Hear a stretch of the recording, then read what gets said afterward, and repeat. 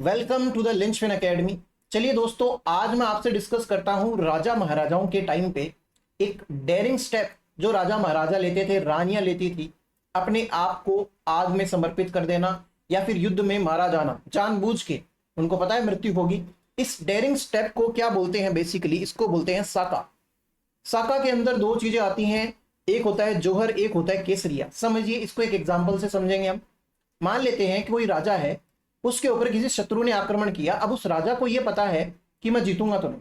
मध्यकालीन इतिहास के अंदर ज्यादातर जो दिल्ली सल्तनत पे तुर्क रूलर्स थे, अगर उनके कोई राजा हाथ लग गया, मतलब राजा को तो मार दिया जाता है और उस महल की जितनी भी रानियां होती है या महिलाएं होती है, उनको या तो बेच दिया जाता है या दासी बना लिया जाता है, या फिर उनके साथ में सेक्सुअल हरेसमेंट जैसी चीजें होती है, उनको स्लेव्स बना लिया जाता है।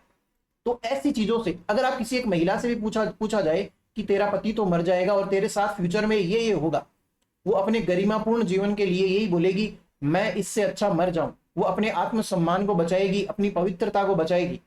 तो खुद जानबूझ के आग में समर्पित हो जाना। चलिए इसका एक एग्जाम्पल भी देखते हैं क्या हुआ। चित्तौड़ के अंदर, चित्तौड़गढ़ का नाम सुना आपने? चित्तौड़गढ़ के अंदर 1303 के आसपास, 1303 ईस्वी, रावल रतन सिंह जो है वो मेवाड़ के महाराणा है भाई। मतलब एक तरीके से रावल है ना, महाराणा वो प्रताप वाले हैं वो, चलिए जो भी है, राजा है भाई एक तरीके से समझिए। तो रावल रतन सिंह और उनकी पत्नी कौन है? पद्मिनी भाई। ये किसी और दूसरी स्टोरी में बताऊंगा कैसे पद्मिनी की खूबसूरती जो है अलाउद्दीन खिलजी को यहाँ पर ले आई, अटैक किया, और भी काफी सारे रीजन है। चलिए छोड़िए। होता क्या है, अलाउद्दीन खिलजी जो है रावल रतन सिंह के महल के बाहर, यानी कि ये जो दुर्ग है चित्तौड़गढ़ का, इसके बाहर अपनी सेना ले जाके बैठ जाता है। अब इसको मारना किसको है? रावल रतन सिंह को। रावल रतन सिंह के पास में सेना कम थी और उसके पास में सेना बहुत ज्यादा थी। रावल रतन सिंह को ये तो पता है कि नहीं बच सकते, लेकिन जब राजा को ये पता हो कि नहीं बच सकते, उस कंडीशंस के अंदर राजा ये करता था, अपनी सेना लेके जाता था, केसरिया कलर के कपड़े पहनते थे और बाद में युद्ध के अंदर मारे जाते थे, वीर गति को प्राप्त होते थे, लेकिन साथ ही साथ शत्रुओं को बहुत भयंकर नुकसान भी पहुंचाते थे। तो इस चीज को ये बोलते थे केसरिया। केसरिया कपड़े पहनने की वजह से। पीछे से उनकी महिलाएं और रानियां जो है वो क्या करती थी? आग के अंदर खुद को समर्पित कर देती थी। बेसिकली आग के अंदर समर्पित कर देना जौहर कहलाता है।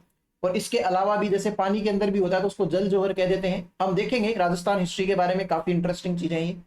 तो ये चीज होती है साका। मजबूरन करना पड़ता है अपने आत्मसम्मान, अपने गौरव को और अपनी जो पीढ़ी है उसके सर को ऊंचा रखने के लिए, अपने पूर्वजों का मान सम्मान रखने के लिए ऐसी चीजें करी जाती थी।